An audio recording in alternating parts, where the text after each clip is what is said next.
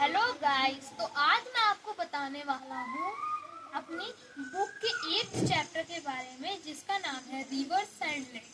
आपने रिवर्स तो मतलब सुना होगा और लेक का भी नाम सुना होगा। लेक से छोटी सी रिवर होती है और रिवर नदी वो पॉन्ड से तो बड़ी होती है पर सी से छोटी होती है रिवर। तो अब चलते हैं टॉपिक पे।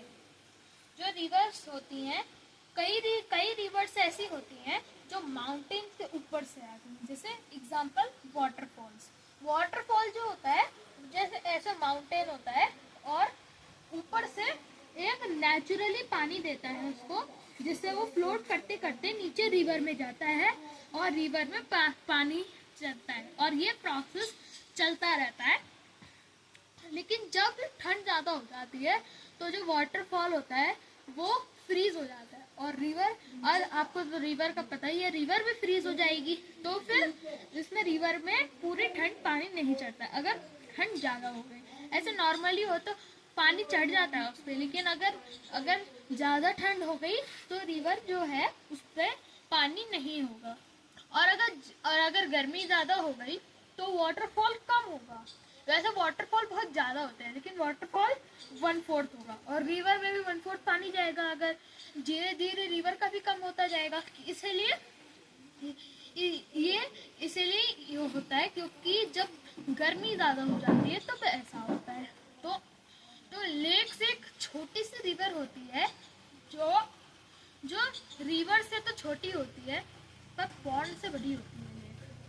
और जब वो रिवर से छोटी होती है पर पॉन्ड से बड़ी होती है। और हमारे उसमें अर्थ में पूरा 77%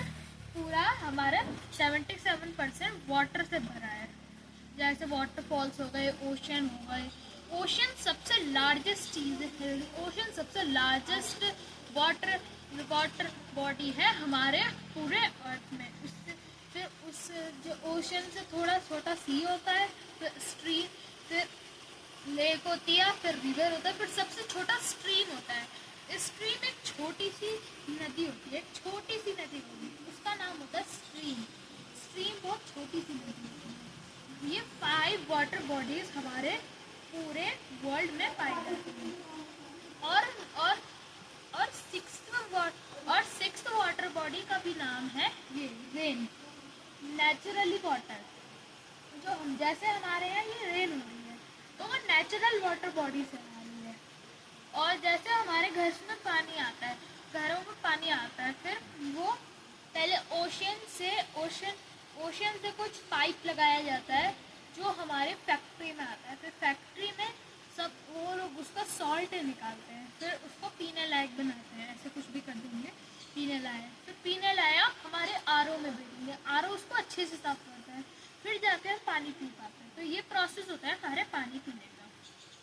और एक और चीज़ बताता हूँ, जो वाटर बॉडीज़ होते हैं वो हमारे नेचर के लिए बहुत इम्पोर्टेंट होते हैं क्योंकि अब ड्रिंकिंग वाटर बस 2% बचा है। इसीलिए don't waste water and save the water.